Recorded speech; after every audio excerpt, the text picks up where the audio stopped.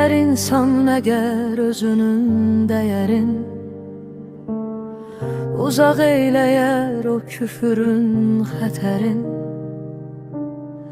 Düşünər həyatın sınaq olduğunu,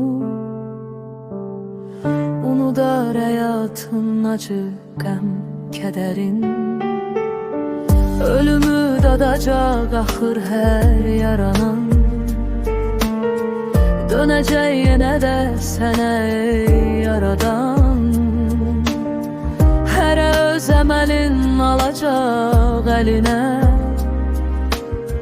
yetəcək köməyə xoş əməl o zaman. Ki insan bu ömrü çalış vermə badə, ömürdən, dəyərdən xoş et istifadə. Çalış bu həyatda nə qədri var imkan, amandır bu fürsət, bu olsun.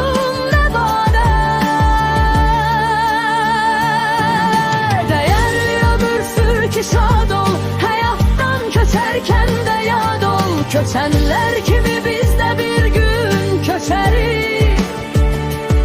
Gedən kərvənə qoşulub gedərik. Düşün ki gələrlər, gedərlər ey insan. Nə əkdiksə bir gün nəhayət bitərik. Dəmadəm yol eylir bu kervan, qonaqdır bu dünyada insan. Bu həyat əbədi həyat olmayacaq, mənə qalmayacaq, sənə qalmayacaq. Gözəlliklərimiz gözəl azuqədir, gözəlliklərimiz hədər olmayacaq. Elə ki ölərik, girərik məzara,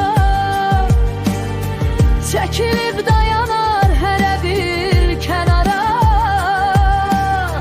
Gəlib əhli bit olacaq qonağı, sevərək kim onu düşüb intizara.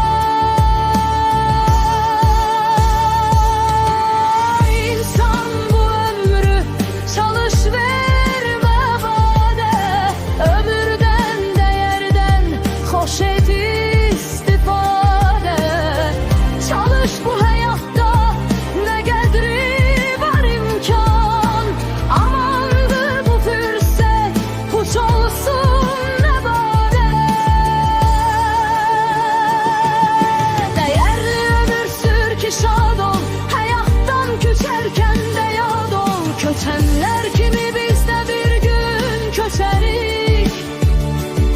Gedən kərvənə qoşulub gedərik. Düşün ki gələrlər, gedərlər ey insan. Nə əkdiksə bir gün nəhayət biçərik. Dəmadən yol eylir bu kərvan,